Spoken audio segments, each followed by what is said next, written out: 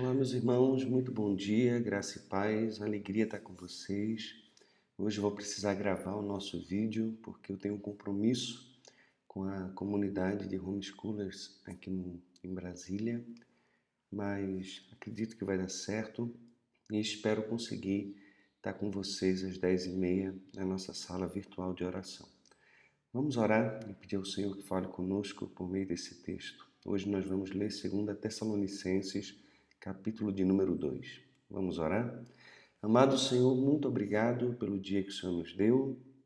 Somos gratos a Ti por Tua bondade, graça e misericórdia conosco. Peço que o Senhor, por meio de Cristo, nos ensine, ó Deus, e nos conduza a uma vida de esperança, fé, amor, alegria, ó Deus, e que o Senhor abençoe a vida dos meus irmãos também, o trabalho de cada um, caminhada na fé, continua fortalecendo, ó Deus, o ânimo e dando renovo dia após dia para que possam caminhar, enfrentando as lutas, as provações com alegria no Espírito Santo. Obrigado por tudo, abençoe, Senhor, o nosso país, a nossa liderança, ó Deus, e nos dê um dia abençoado também na Tua presença. Essa é a minha oração no nome de Jesus. Amém. Abre sua Bíblia em 2 Tessalonicenses, capítulo 2, ou então acompanhe a leitura aí, tá, do seu aparelho. Diz assim: a vinda do Senhor, a revelação da apostasia e o homem da iniquidade. Aqui Paulo ele vai corrigir a igreja. O pânico desesperado não deveria substituir a perseverança esperançosa em meio à provação, pois a sua presente condição ainda não é o derramar da ira de Deus, cujos sinais ainda não estão presentes. A gente vai ver isso agora do versículo 1 até o versículo de número 17. Então, a primeira coisa que a gente vê aqui é a exortação de Paulo, é que eles não permitam que uma carta forjada perturbe o seu equilíbrio espiritual. Eles haviam recebido uma carta que não veio das mãos do apóstolo. Veja só, irmãos, no que diz respeito à vinda do nosso Senhor Jesus Cristo e à nossa reunião com Ele, nós vos exortamos a que não vos demovais da vossa mente com facilidade, nem vos perturbeis, quer por espírito, quer por palavra, quer por epístola, como se procedesse de nós, supondo tenha chegado o dia do Senhor. Então, eles receberam uma carta, como se essa carta tivesse vinda da mão do apóstolo Paulo, e eles então estavam pensando que o grande e terrível dia do Senhor tinha chegado e que eles agora estavam passando por esse derramar da ira de Deus. E Paulo quer deixar claro aqui, está exortando a igreja que eles não se perturbem com essa notícia, com essa carta que chegou trazendo um falso ensinamento. E aí no versículo 3 ao 12 ele vai falar que os sinais que evidenciam a vinda do dia do Senhor ainda não aconteceram. Acontecerá primeiramente o arrebatamento. Veja só o versículo 3a. Ninguém de nenhum modo vos engane, porque isto não acontecerá sem que primeiro venha a apostasia. E aqui eu quero parar bem rapidinho, não temos muito tempo aqui para poder desenvolver esse argumento, mas quando nós olhamos a palavra apostasia, aqui foi uma tradução literal, pegou a palavra do grego e traduziu aqui para apostasia. Só que dentro desse campo semântico existem muitas variantes, muitos tipos de significado. Um deles é apostasia mesmo, é quando você vira as costas para alguma coisa, para uma verdade. Então, se você olha para essa palavra aqui, a ideia é que primeiro vai vir um momento em que as pessoas vão virar as costas para o Senhor, que muitos daqueles que se dizem cristãos vão virar as costas para Cristo e vão abandonar a sua fé. Mas a apostasia pode ser simplesmente sair de um lugar para o outro, ser retirado. né? Isso também pode ser apostasia. E esse aqui, para mim, é o sentido que nós encontramos no texto, e não só para mim, para muitos outros estudiosos também do Novo Testamento. Então, isso não vai acontecer. O grande e terrível dia do Senhor não vai acontecer sem que primeiro venha a retirada, sem que primeiro venha esse abandono da posição inicial. A igreja vai ser tirada desse cenário. Então aqui a gente está se referindo ao arrebatamento da igreja. A igreja sai de cena para que então venha o grande e terrível dia do Senhor. A gente sabe disso por causa de Daniel, da 70ª semana, que é claramente ali apontando para uma realidade que vai acontecer ao povo de Deus assim, ao povo de Israel como nação. 70 semanas estão determinadas sobre o teu povo e a tua santa cidade. Povo judeu, cidade de Jerusalém. Outra coisa, Apocalipse, capítulo 3, versículo 9 e 10, vai dizer que o Senhor nos livrará da hora da provação que há de vir sobre todo o mundo.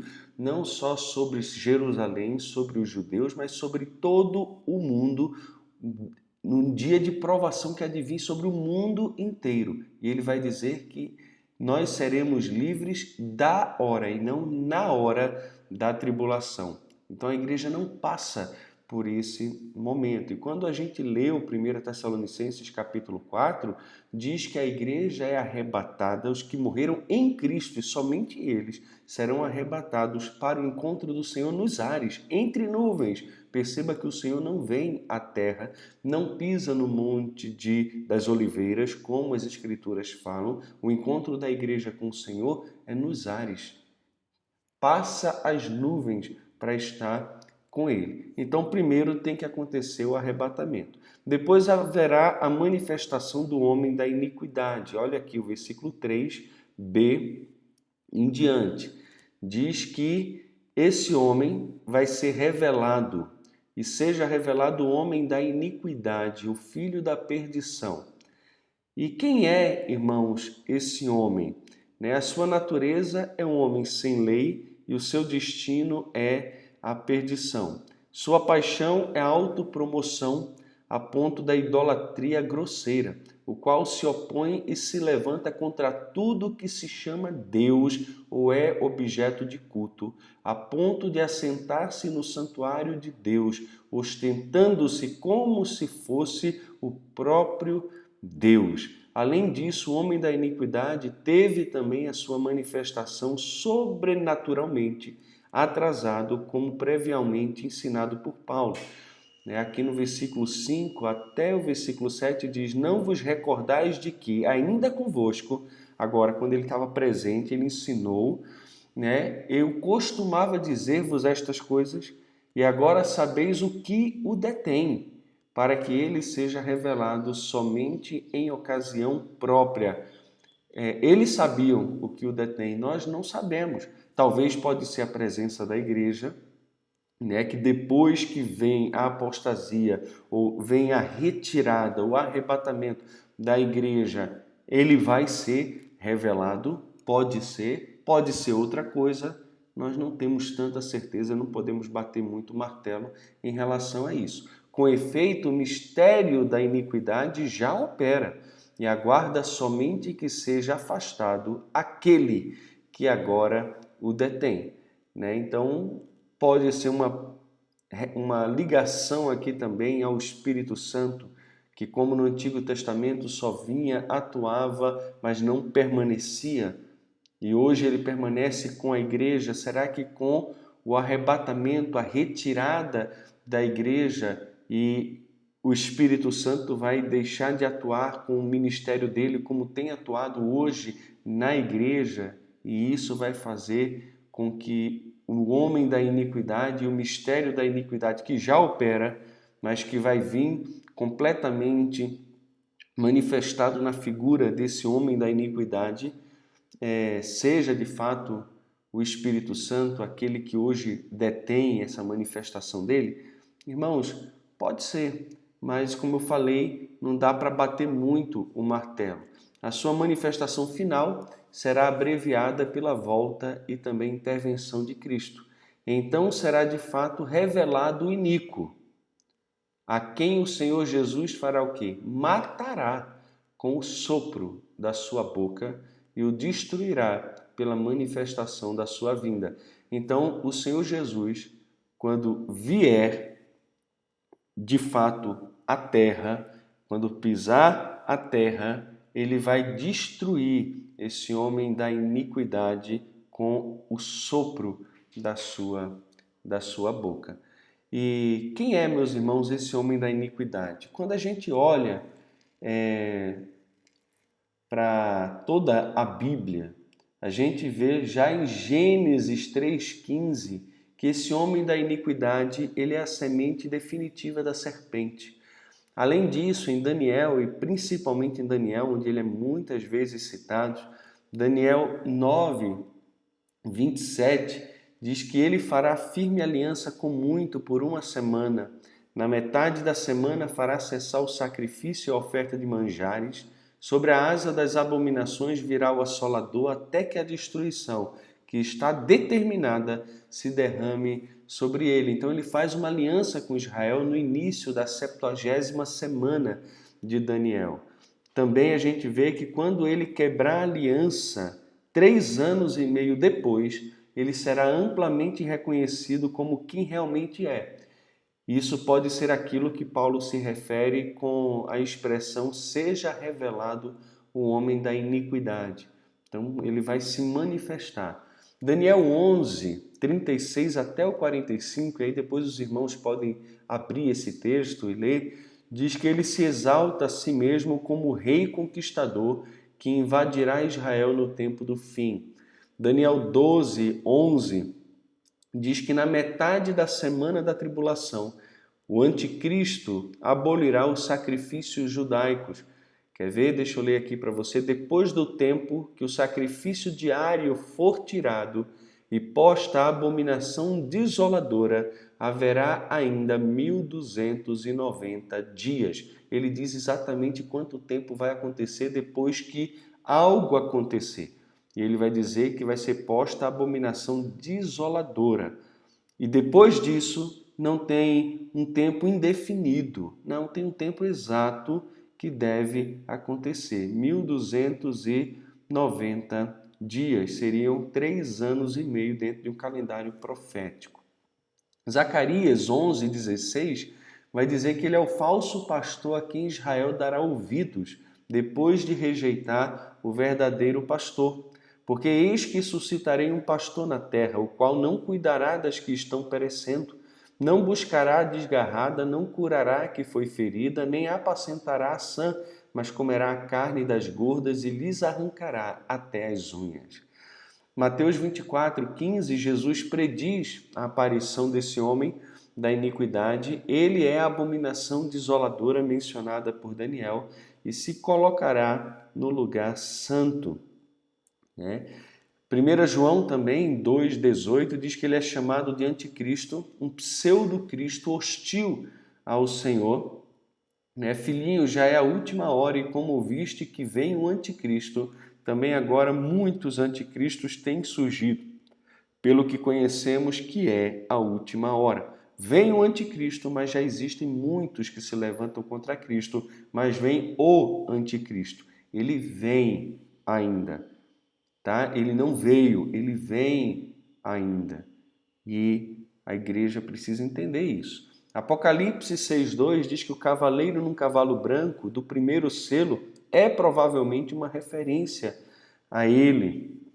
Vi então, e eis um cavalo branco e o seu cavaleiro com um arco, e foi-lhe dada uma coroa, e ele saiu vencendo e para vencer. Apocalipse 11:7, ele é a besta que matará as duas testemunhas. Quando tiverem então concluído o testemunho que devem dar, a besta que surge do abismo pelejará contra elas e as vencerá e matará. Apocalipse 13:1-10, ele é chamado de a besta que vem do mar. Satanás lhe dará poder e o restaurará à vida depois de um ferimento fatal. Ele será adorado e receberá autoridade por 42 meses ou 3 anos e meio, conforme a profecia de Daniel. Então, alguns querem simbolizar isso quando não tem nenhuma necessidade de simbolizar, porque Daniel fala que isso vai acontecer e Apocalipse simplesmente reafirma o que a profecia já apontava. Ele blasfema contra Deus e faz guerra contra os santos. Apocalipse 14, 9 e 11 diz que os adoradores da besta que receberem a marca em suas testas sofrerão também a ira de Deus. Apocalipse 15, 2 diz que aqueles que vencerem na luta contra a besta e sua imagem, que não receberem a sua marca e seu número, cantarão diante do Cordeiro junto ao mar de cristal. Apocalipse 16, 2 diz que o primeiro juízo das taças será derramado sobre os adoradores da besta. Apocalipse 17, 3 e 13 diz que ele é chamado de a besta escarlate, sobre a qual a grande meretriz está assentada. Apocalipse 17, 8 e 16 diz que ele chefia um movimento de apostasia religiosa e lidera a oposição política a Deus. Apocalipse 19, 19 a 20, ele é a besta que reunirá os reis da terra e seus exércitos para guerrearem contra Deus na campanha de Armagedon. Será derrotado, preso e lançado no lago de fogo. E Apocalipse 20, 10 diz que ele é a besta que sofrerá eternamente no lago de fogo com Satanás e também o falso profeta. Então é isso que a gente vê aqui. Mas nós temos agora uma oração de Paulo pela igreja. E a oração de Paulo é para que os tessalonicenses, em gratidão pelo privilégio de terem sido graciosamente eleitos por Deus para a salvação, tomem posse da esperança e do encorajamento produzidos pela graça. E ele vai continuar aqui, ó.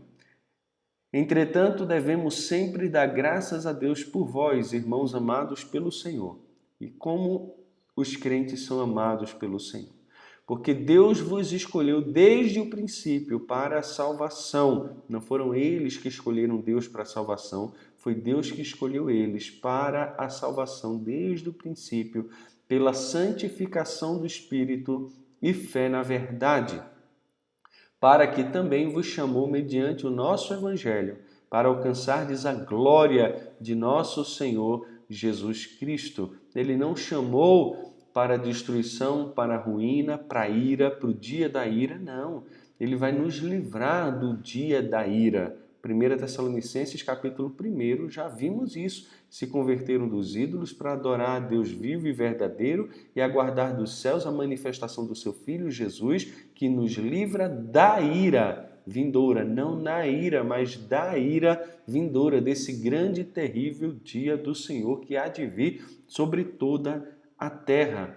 Deus não nos destinou para isso, mas para alcançarmos a glória por meio dele. Assim, pois, irmãos, permanecei firmes e guardai as tradições que vos foram ensinadas, seja por palavra, como ele havia falado, seja por epístola nossa.